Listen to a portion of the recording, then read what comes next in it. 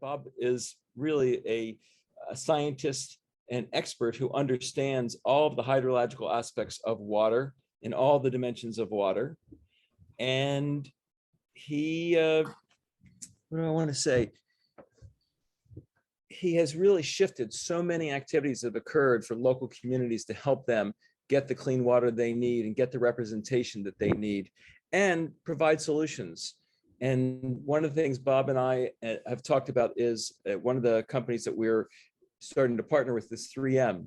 And while 3M was responsible for the production of PFAs, they are committed, at least initially, to saying that they're going to remediate all the problems and committed $1 billion to do so. And Bob and I have been talking about ways that we can work with 3M to not just make them wrong for what they've done, but to help them right their wrongs and create economics that will be positive for 3M and reduce their costs for all the cleanup. So with that, I'm going to leave it to Bob to talk about water, his passion with water, his focus areas, and then we'd love to also have you all ask Bob questions, and whether you want to put it in the chat or whether you want to just speak up and just ask questions, please don't be bashful. Bob loves to answer questions and he loves to engage with the youth, and I think Bob, like me, believes that you are our future, and it's the best investment we can make is in our young minds like yourself that are going to change the world for the ways that we would like to see this world be. Thank you, Stuart. You want me to just jump right on in here and go with a little bit? Yes. Not knowing exactly where the group's at. I heard the introduction and studied a little bit about where you guys are coming from. What I'd like to do is kind of give you a little bit of a background, kind of tell you some things that I've seen historically evolving that bring us to September 9th, 2021, and where we can go from here. Every day is a step forward in making things better, certainly in the space of water.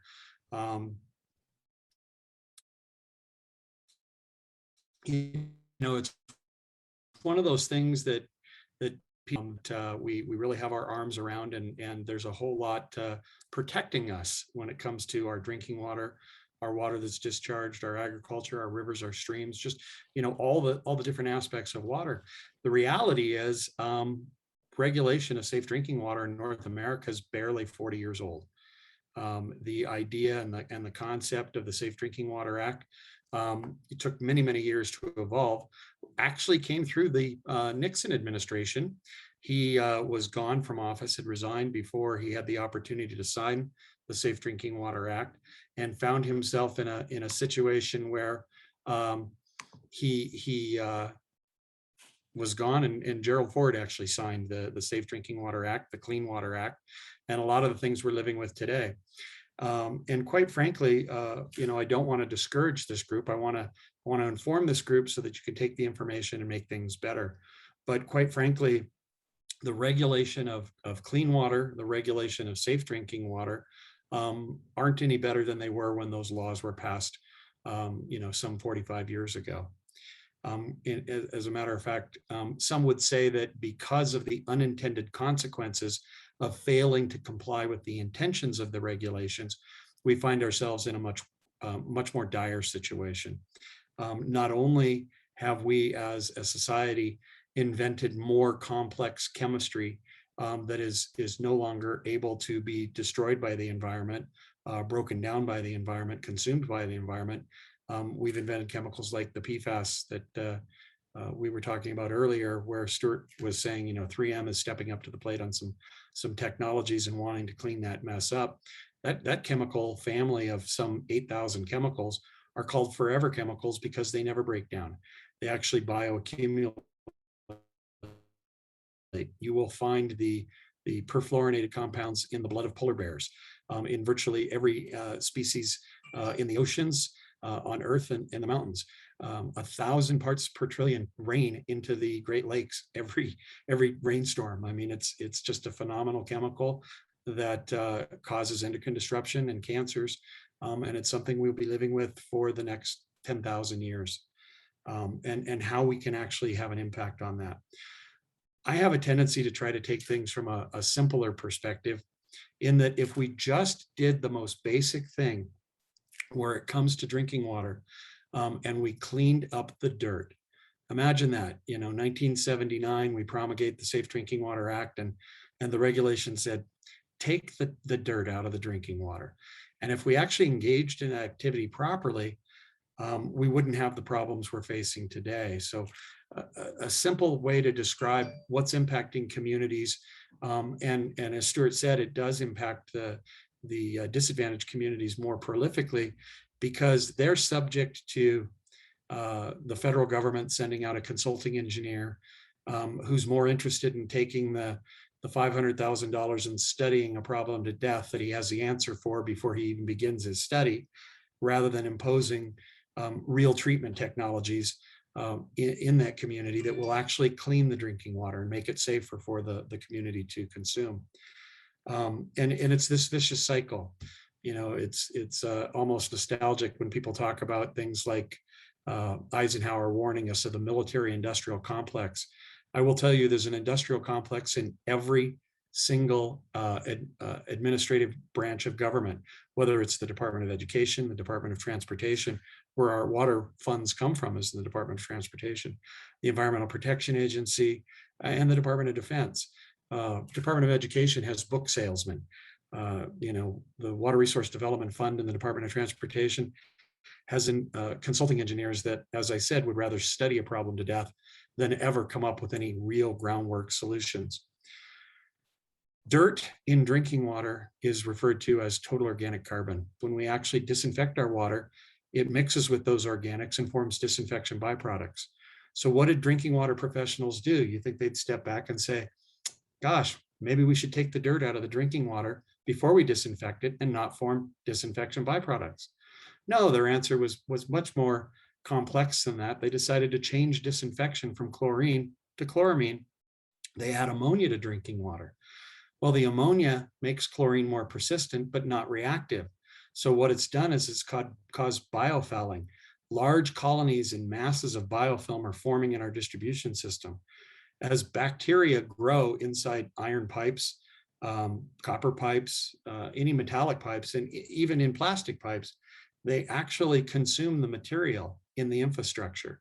So we've gone from not taking out the dirt to adding ammonia that's causing biofilm, that's actually causing lead leaching. Aaron and I were first on the ground in Flint, Michigan, a case that most people are more than familiar with today. I was the expert witness for the state attorney general in that matter. If they had simply gone to the basic chemistry of removing the dirt as the original regulation in 1979 had directed, we wouldn't have found ourselves in the situation we found ourselves in Flint. Nor would the 15,000 drinking water communities across the country who are suffering from black water, red water, yellow water. I just got off a conference call with the very wealthy community of Fort Lauderdale, Florida, the yacht capital of the world. And they have tea-colored water. Go into any five-star hotel in Fort Lauderdale and there's an apology sign on the sink saying, we're sorry, but we can't take the dirt out of our drinking water. We'd rather add ammonia, causing all kinds of other problems. Bacteriological deaths associated with drinking water, Legionella disease. There's an outbreak in Harlem right now. There's 18 people that just went to the hospital today.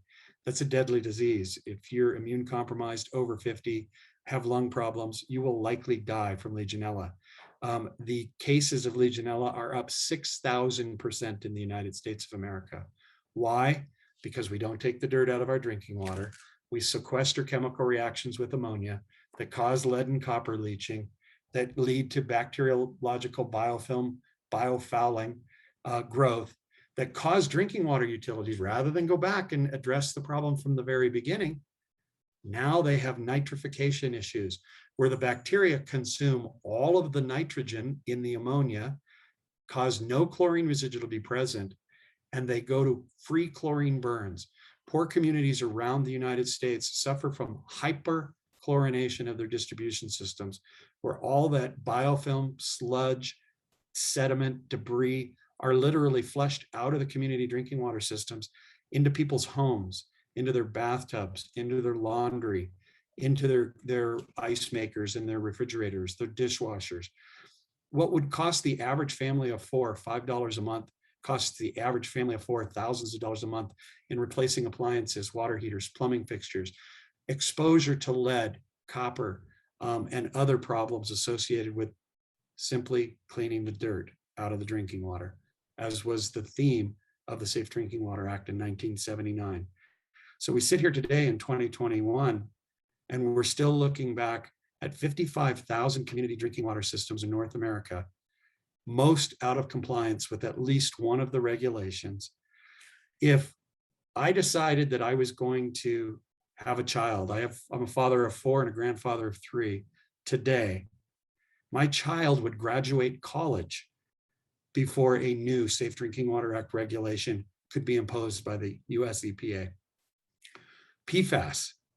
PFAS has been a problem on the horizon in safe drinking water for about 8 years now. It was first identified, it was regulated as a health advisory, but there is no legal law on the books that can actually dictate a maximum contaminant level for PFAS in drinking water.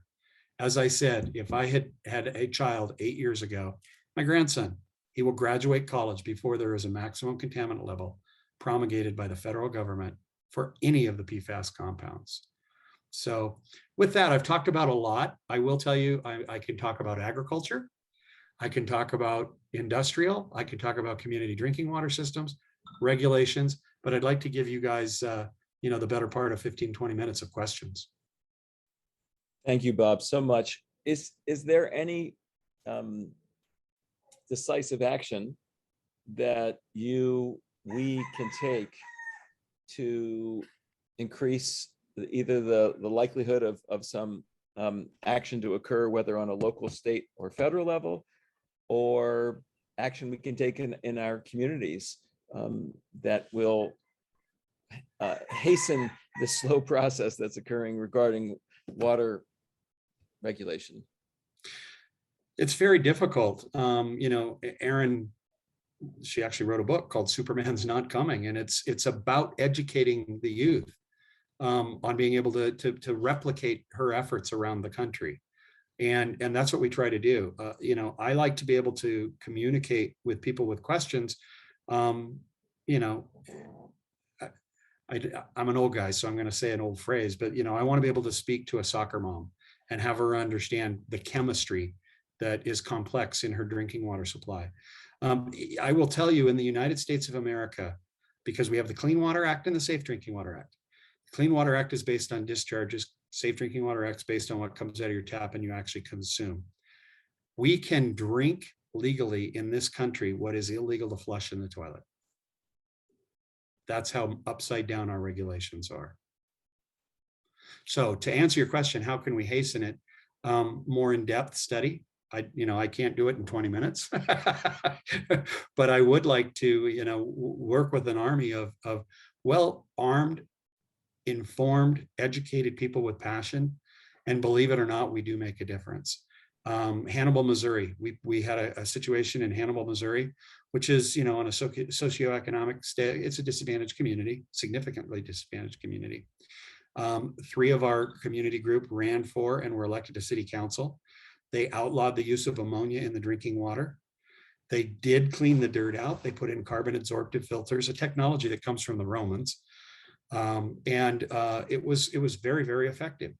And so it can be done, but it's done at a slow pace, case by case. We're hoping to replicate as fast as the biofilm in our drinking water systems, and clone ourselves and get more and more people out there. And you don't have to be super smart and super sophisticated. It is as simple as, cleaning the dirt out of the drinking water. And you would think that in 2021, everybody says, oh, North America has the safest drinking water on planet Earth. And for the most part, we do. But we've really dumbed it down since the Safe Drinking Water Act administration changes in 1996. Issues of simultaneous compliance, one regulation getting in the way of another. And the answer is still take the dirt out, and it doesn't matter what you do. So who has a question for Bob? Don't be shy. Quiet group. Hi. There we Hi. go. Hello. My name's Julietta. I'm a second year master's student in animal studies at NYU. And I actually am super curious if you wouldn't mind talking a little bit about agriculture. And in particular, I'm curious about both what land animal agriculture does to water systems. And also I have an interest, sorry, my lights are going crazy That's right now. okay. I also have an interest in like aquaculture and just the wider effects of what's happening to fish populations. I don't know if you can speak on those. I can both. Two very, very complex issues. So I'll try to, KFOS, that's the term that we use for the confined animal feeding operations. Obviously, the waste product from the animal is a nutrient. It's high in obviously nitrogen. The urine is extremely high in ammonia, and the solid waste is as well high in other nutrients. Properly managed, it can be reused and applied, in proper land application at the right rates and in the right chemistry. People think that, if 5 pounds of something works really good, 50 pounds has got to be great. And when you have access to animal waste like that, they think that they can just apply it, willy-nilly and the grass is greener. That's true. But the adjacent waterways are destroyed. The groundwater, what's interesting is people don't realize this, but one of the things that nutrients from animal fertilizers, when they percolate through the soils, okay, whether it's dry irrigation, rain in the Midwest, or center pivots or other types of irrigation systems, canals like we use in California. What happens is as nitrogen makes its way through the earth, it activates naturally occurring bacteria in the soils that go after the nitrogen, and they actually get the iron and the manganese. And then when the bug excretes its waste, it consumes the nitrogen and it basically makes the iron and manganese soluble. Then it gets into the water. Iron causes some neurological problems at very high concentrations, but manganese is a known carcinogen. Manganese does cause developmental disorders. So manganese and iron in groundwater underneath farms is a serious problem. Most farmers poison themselves with nitrates, across the country. That's the number one contaminant. The chemistry of the soils needs to be understood so that you get that right balance. Nitrogen, phosphorus, and phosphate, those are all important nutrients to crop growth. But you have to understand the chemistry so that you don't cause those problems. Otherwise, if you're on a clay soil and you put a bunch of nutrients, it runs off into the waterways, which I don't know whether you know this or not, but there were 26,000 hazardous algae blooms in surface waters in the United States this year. 26,000. A hazardous algae bloom in Lake Erie shut the community drinking water systems off in Cleveland, Columbus, all around the Lake Erie shores. Lake Okeechobee is basically caused, 2,000 manatee deaths this year because of the hazardous algae bloom in Lake Okeechobee, all from upstream misuse of animal fertilizers. So I will tell you, hazardous algae blooms, if you don't drink the water, if you're downwind of them, Lou Gehrig's disease. It's biological weapons use algae as their base for creating, nerve gas. So that's why it's causing nerve disorders. So we've actually seen brain tumors and neurological diseases downwind of a hazardous algae bloom pond or lake. And that all comes from animal nutrients. To your question on aquaculture, it's great. Once again, if it's done right, in the right concentrations, in the right locations. I think as a society worldwide, it's going to become something we're going to become dependent on. Our natural fisheries should become depleted. We're going to. Science is not evil. It's just when it chases dollars, it can become twisted. And we need to use science to do the right thing with the knowledge that we do have. Thank you. Yep. Stuart? This is a weird setup. I can't see who else is on here. I can only see the two of us. Huh. Um, There is oh. there is a way to look at There's your view, the top right-hand corner, Yeah. that should show everybody that's there. Emily, you Oh, have a there we question? go. Yeah, sorry. I didn't want to interrupt. I know Zoom gets tricky sometimes though. Hello. Okay. Hi, Emily. Hi. Hi. I really appreciate your talk. Also, I get really excited about this stuff. I actually studied the viral ecology of harmful algal blooms in Lake Erie, the summer after freshman year. So that's got started early. So I guess I kind of have a two-pronged question that Sure. kind of incorporates like, I guess, consumer psychology. So it's just really interesting how like these problems are in front of our face. Like I can't delude myself and say like people are ignorant to this when like we talk about the algal blooms. You'll literally go to Lake Erie in the summer and it's like covered in like this disgusting thick green sludge, which has a toxin that is really deadly to dogs and people and little children. It'll kill a dog like that. Yeah, and that's, people often care more about dogs than other things. So I'm just a little concerned and confused because I guess comparatively, I know the Chesapeake had a lot of issues historically, except they had enacted a lot of non-incentivized mandatory interventions, and that seemed to work really well. I know there's the Great Lakes Water Quality Agreement between the US and Canada because we share a lot of water bodies, but a lot of that doesn't have teeth. It's not enforceable. And my question is like, why? It has worked when you did make farmers, industrial farmers do things, especially when things like cover crops can actually help harvest.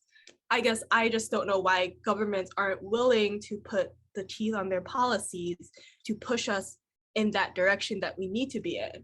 And then my kind of like second prong of the question is, so in my research, I found that the incidence of nitrogen in algal blooms is actually proportional to a rise in temperature. So the hotter it gets, the more nitrogen is found in the algal blooms. This is not good because it makes the algal blooms grow, it makes them more toxic. I just wonder, like, when would the public feel like we're at the 11th hour? Like, when will it be too late for people to start moving? Yes. Okay. I counted 12 questions, but there were 3 big ones.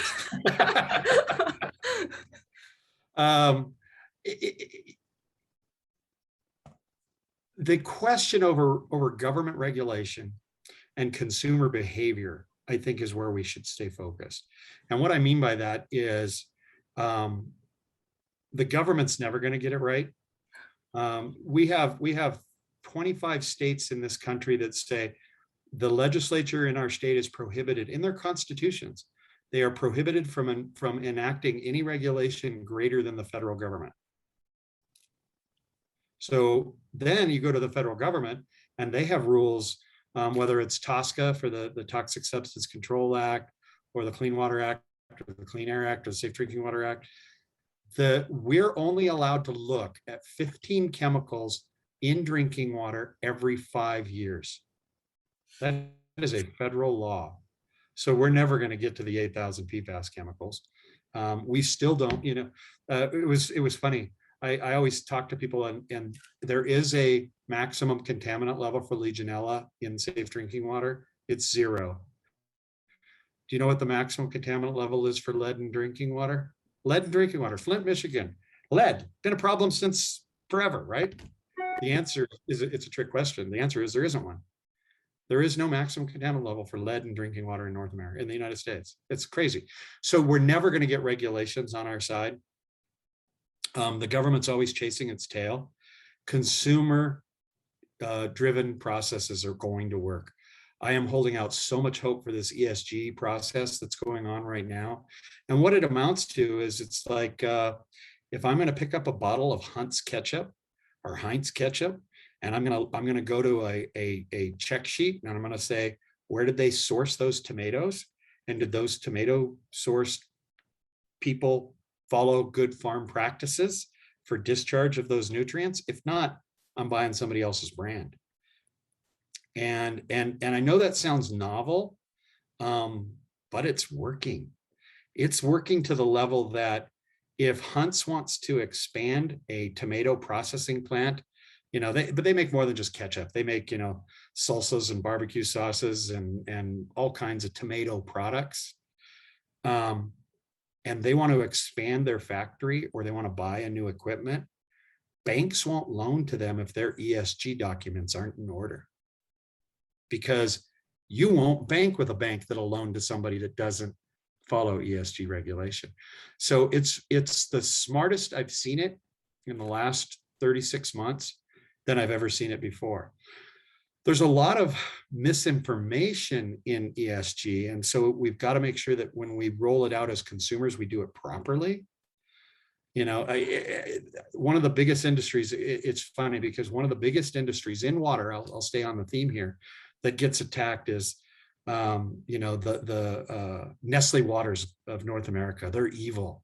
They're painted with the big, crosshairs. How much water goes into a cheeseburger?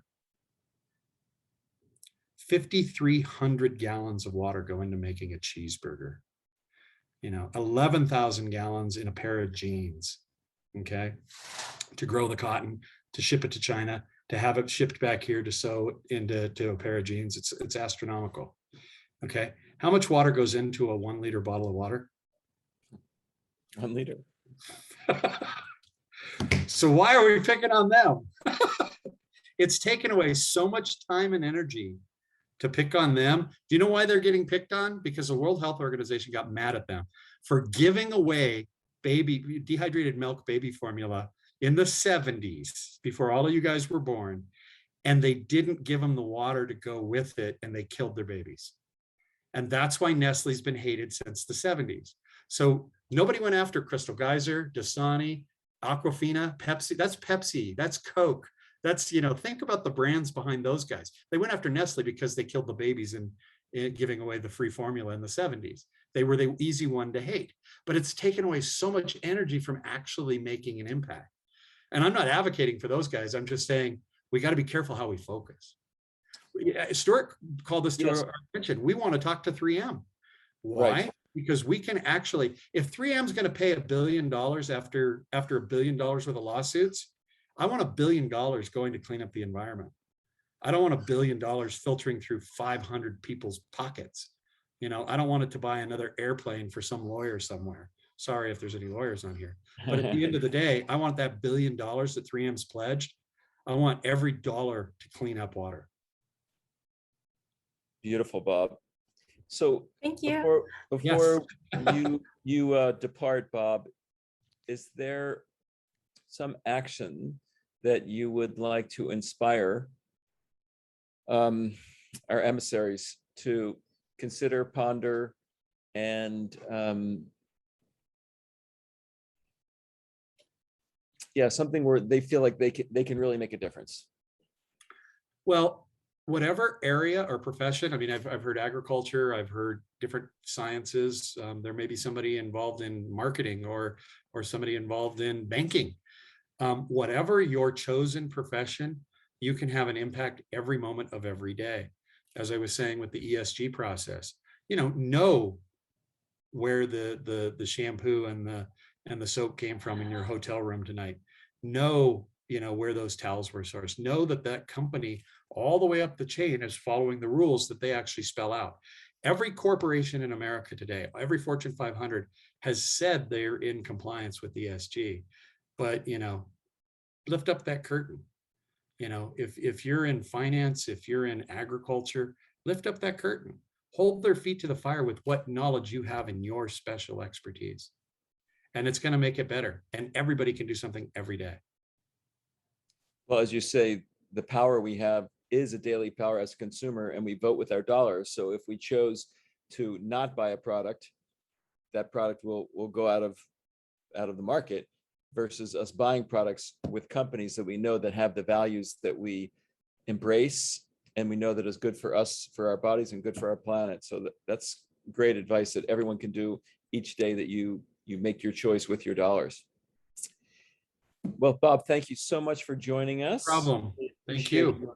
Your wisdom, and I know we'll be connecting with you more in the future. Yes. Thank you, Emily. Thank you. For those of you that I can see your faces, hello, thank you. And the others, thanks for joining us. Thanks, Stuart. Thank you, Bob. Thank Bye-bye. you. Thank you. Oh, he's gone. Okay, very cool. Any thoughts? That was very cool to listen to. Does anyone have any like hot takes right off the bat that they got out of it? Or we have a couple questions for like group discussion too, but just if anyone has anything that like immediately comes to mind. So I really appreciate him being able to sort through like my kind of like word vomit first and foremost. Like it's a pretty complex topic. I don't have like the most thorough understanding of it. I can't claim that. But I really appreciate him taking time to like really consider what I was saying and answering what he felt was most important in that. I think it was like a really interesting perspective he brought. I don't know a lot about water. I guess that's why I'm here, right? To learn more. But PFAS isn't something that I have even started talking about until I got to campus. So I go to school in Michigan. So I was like on the ground as, you know, PFAS was like hurting the local families, Flint and Lake Erie, as I mentioned. So I think it's just really cool to be able to kind of connect like, hey, this is where I go to school and this is where I live. These are the people I care about. And connecting it to like what I'm doing like right now in the Zoom call. I guess one point, not point of contention, it's more like one thing I want to consider more and research more about for me personally is when he kind of put up that conflict of like Nestle and kind of bringing up the other companies like Dasani, Aquafina. I don't know too many water bottle companies, I guess, but things like that. And kind of contrasted that with like the kind of invisible value of water, I'll call it, for like a burger, for example. I think it's still fair from my perspective and my background to be critical of any type of system with a lot of power, and which usually implies there's a lot of labor behind it. And, you know, numbers at the end of the day are people. So I just want to be continually critical of it. I definitely know that, you know, time is an investment, and that's true in activism and advocacy as well. So that's something I'd like to learn more about personally. But yeah, I'm super glad I got to hear him speak.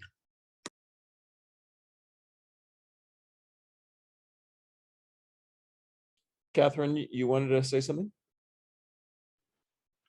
I don't really remember what I was going to say, but that was really awesome. I just felt it was like information overload, and I was trying to take notes as best as I can.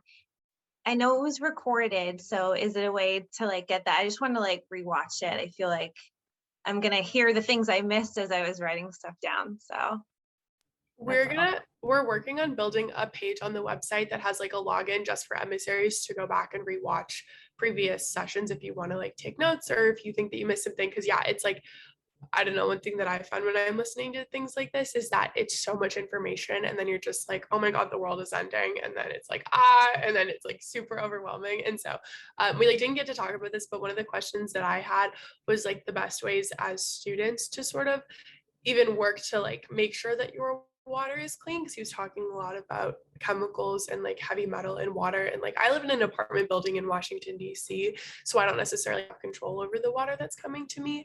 And I don't know, Stuart, if that's something that would be worth like emailing or asking about in retrospect, but just sort of ways for like us individually to look at the water that we're consuming and how to make sure that it's safe for us and the people that are in our lives.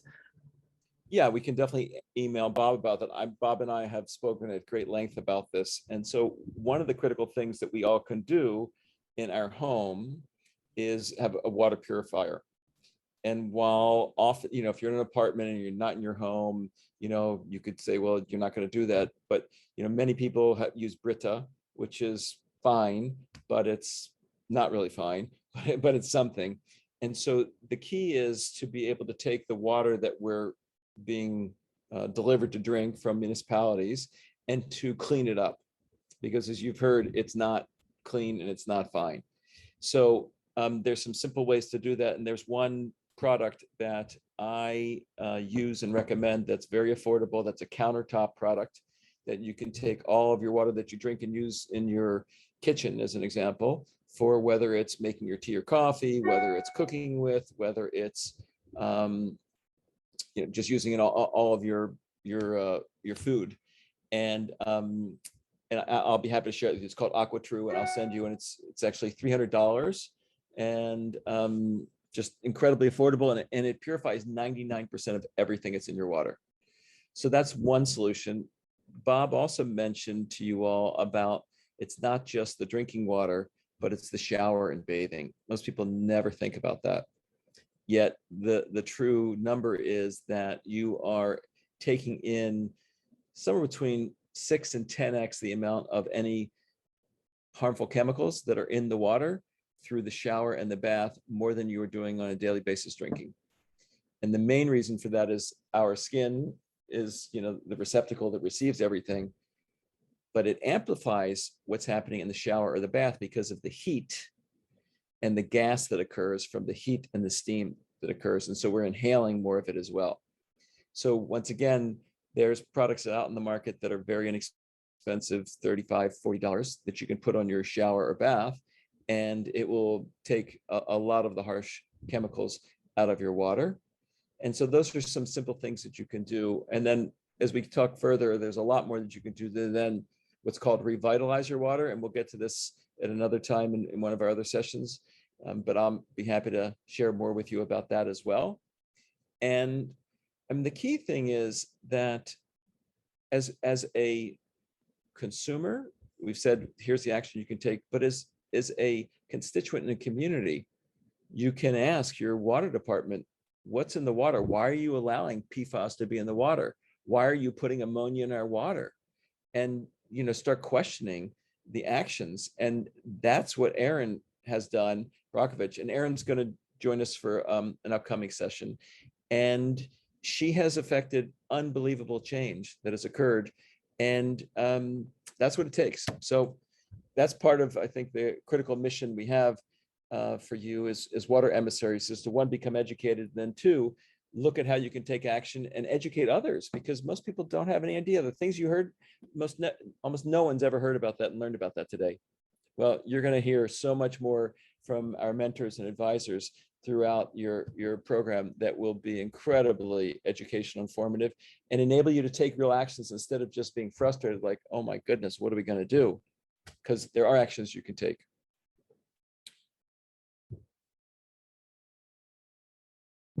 I just had a question with what Bob said. He mentioned the importance of being like a good consumer and picking the right companies.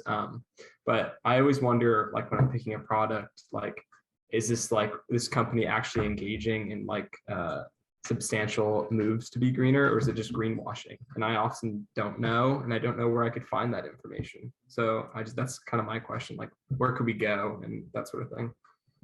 Great question, Matthew. So yeah, look, what percent of what we read on the web is true and accurate? I couldn't even put a number out there, but I'm sure it's well under 50%. So the same thing that happens with brands. And as you might imagine, the bigger the brand, the greater the greenwashing, because they've got the capital to do so. So more often than not, a smaller company that is telling you a story is telling you a story that's actually true, right? And they've started that company, that product, because they care, because it's either something they're using in their own life, they're giving to their family, their friends. So I think that's number one, as a litmus test. Number two, you've all heard probably about the B Corp and B Corp ratings. And that's one certification that's decent and worth considering. I'm not as confident about really, they don't really have standards for, I'll call it really health and well-being. It's more for, I'll say, the environment. And then there's a great group called EWG, Environmental Working Group, ewg.org, I believe is in the is chat, the site. actually. And they do great work on lots of companies and lots of products. And I know Ken Cook, the founder, completely trustworthy. They're not bought by any sponsorships. And I think they do great work. And then a lot of the environmental groups, from Sierra Club, Environmental Defense, Greenpeace, NRDC, they're starting to do a lot more consumer work and advocacy and really taking companies to task for either the statements they make or products they make. So there are an increasingly great number of resources to really have you know the truth and authenticity of a company and a brand. But the litmus test usually is the smaller, the more likely, the higher the quality. Great, thank you. Hey, also, Madeline will share with you all the Otter recording. We did one last week. I don't know if have you shared that yet, Madeline, with everyone?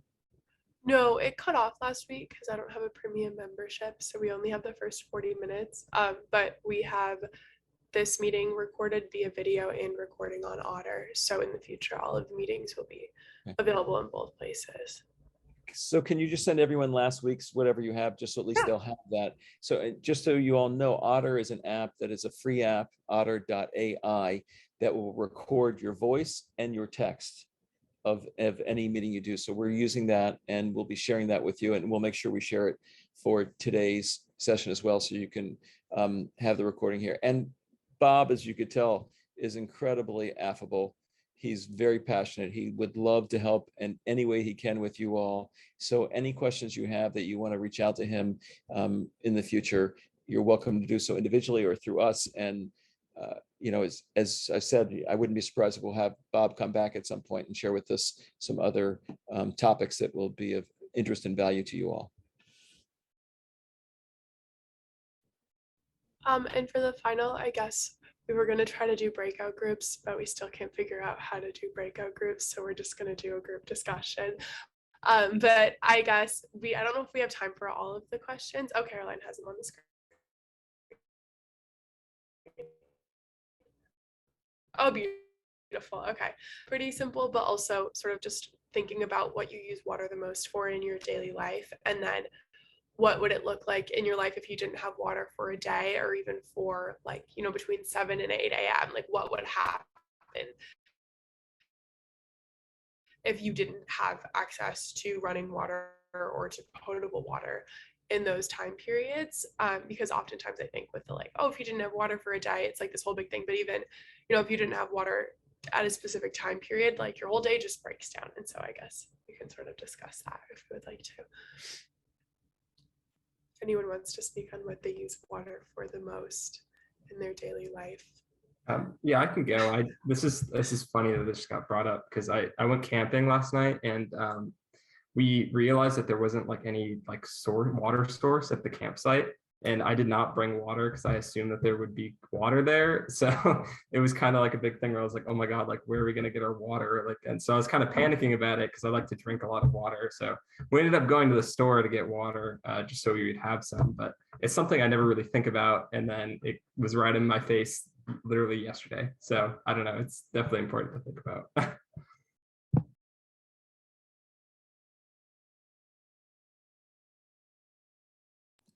I had like a similar experience to Matthew.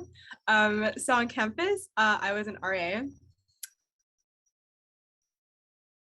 And our dorm was pretty old. So I think one day they were like fixing the pipes just like a little ways down the street, but it like completely shut off our water. So my dorm didn't have any running water, and it was like 7 a.m. actually, coincidentally. And a couple people were like awake because they were getting ready for classes. And they're like, oh my God, we don't have running water. And our hall director, who's kind of like, I guess, the head honcho, wasn't in work yet.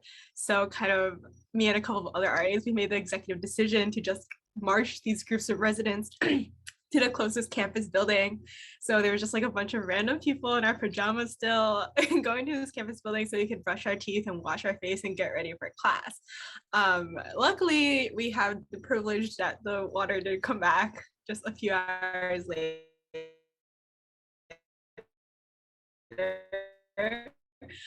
At comparatively short interval. And also similarly to Matthew, I'm also, you know, a pretty frequent hydrator. So it would be pretty distressing to me, to say the least.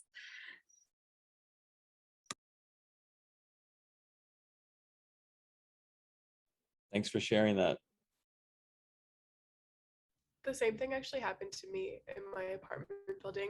Like last week I was like doing something and I turned the sink on and it made just like the most atrocious noise I've ever heard. And then I looked at my email and my email was like, oh, we turned all the water in the building off. we'll be turning it back on shortly. But like when you have like sort of, Emily, like you were saying, when your water just sort of runs out and you're not anticipating it, it's even worse because it's not like, oh, especially when we're so used to having instant access to clean water, it's even more distressing when you're like, I don't know where I'm going to get clean water. And like, I was going to boil water to make pasta and now my sink isn't turning on. And like, what am I supposed to do? And you realize like how many things are impacted by having that access that, you know, we sort of all think is just like. I guess I'll share something. I like to run distances. And I pretty much know like where I'm going based off of like where there's water fountains. And during the past year, like I didn't find a single water fountain working in New York City. So that just meant that I like didn't run the paths I'm used to running. Instead, I just like ran a track, which was really different. But yeah, all of a sudden I just became very aware of how much I like relied on those water fountains. And I guess I should have just gotten like a pouch, like a backpack water pouch, but I didn't. Thanks for sharing. Who else? I guess I have a story in terms of what your day would look like without water in an international setting. Because I did Peace Corps in Senegal, which is in West Africa. So their water situation is so much different than here, where you have to go carry a bucket to like a spigot with all your community members. And a lot of times they didn't have water for a day. So it's like a situation where you can't go to the store and buy like bottles of water and stuff like that. So it's definitely interesting to think about how like in situations like that, community members had to be like prepared that that would happen any day. So they would just have buckets stored in case of emergencies, I guess. But it's just, and you hear about that like in India where they like bus in truckloads of water for them to have for like, you know, weeks on end. But yeah, this question just like puts in perspective a lot of things about like how we take for granted water in the US all the time, which is just so crazy. But yeah, definitely use water for like drinking and cooking the most in my daily life.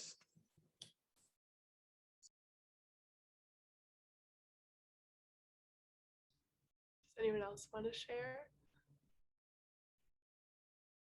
Anyone that we haven't heard from?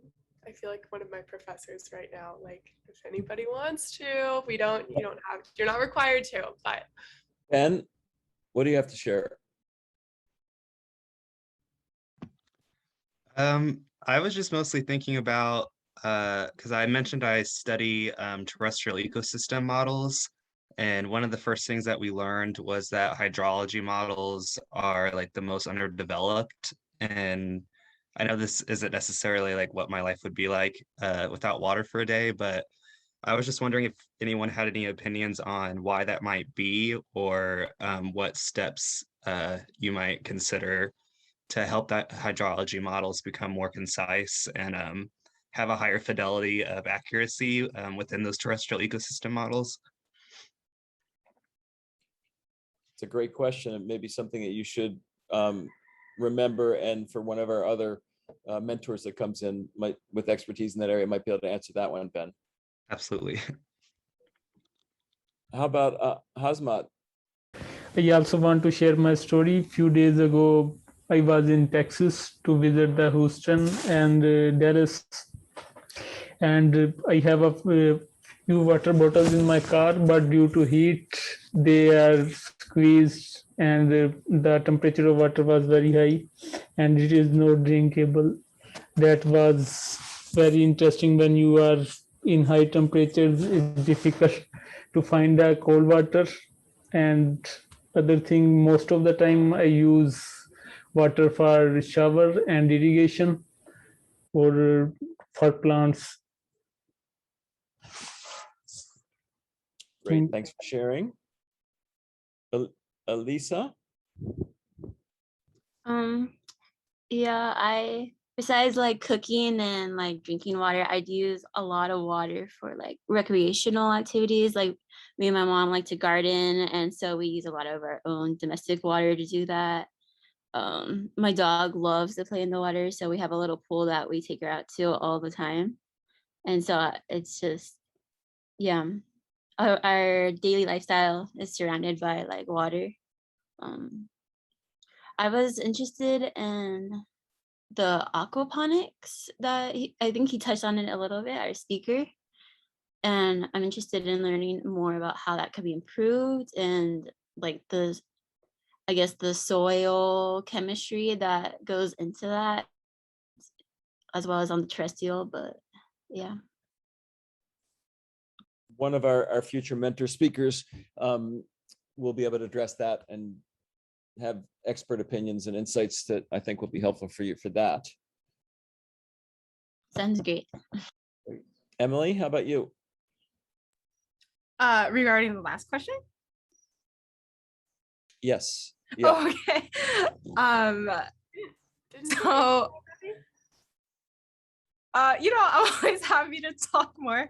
I just want to be conscious of the space I'm taking up. I did think the corporation point he mentioned was interesting, but the thing that stood out to me the most was just like how, he was so good at hammering this point that, nothing has really improved in the last couple of years. And I know the Clean Water Act isn't like, decades and decades and decades old. It's like fairly recent, I guess, in the, scope of history, but it's just really sobering, I guess I could say, that it just nothing has improved to the scale that things have gotten worse, if that makes sense. Well, that's true. That's where the state is today. Yet I feel that the awareness is increasing so much. And as an example, PFAS has been around for 50 years, but in the last year, it's really taken center stage. And while legislation is not mandated yet, I think it's coming, and it's going to come because of consumer awareness and activism. And I think a lot of changes are going to occur.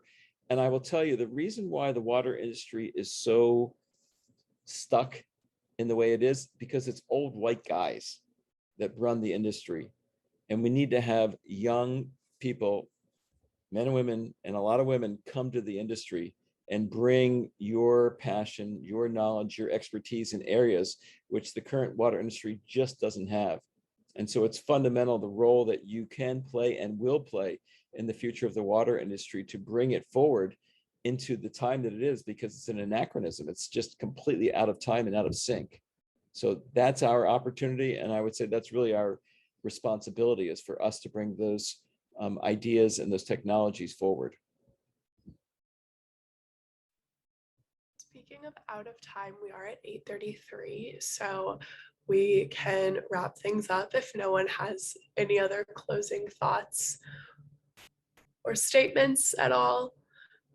If not, we'll see everybody on Tuesday. That's going to be about like women in water. So next week is going to be sort of about like the intersectional nature of water, specifically focused on women. And then the session after that will be focused on sort of like all identities and the impacts that lack of access to water can have on them. So that's going to be really exciting. There's really cool speakers coming up for that. These recordings will be online. If anyone has any questions, email or contact any way you would like to. Yeah, and I guess we'll see all of you on Tuesday or Monday, next Monday. Sorry, not Tuesday. Do we want to talk about changing the 16th? Oh, yes. So September 16th is Yom Kippur. And we were thinking about moving that session to the week after. So that week would have 3 sessions in it instead of 2, if that's something that people would be okay with, or we could extend one session to make it longer and cover more, because we just want to be respectful of like religious holidays and observances and things like that. So would it be okay if we just extend the program 1 additional week, since next week we'll only have 1 call instead of 2? Is that okay with everyone? Good. Great. Lovely. Okay, so we'll just do that. Yeah. And we'll look forward to our call on Monday together. Okay, cool. See everyone on Monday. Have a good weekend. Thank you. Bye. Thank you. Bye.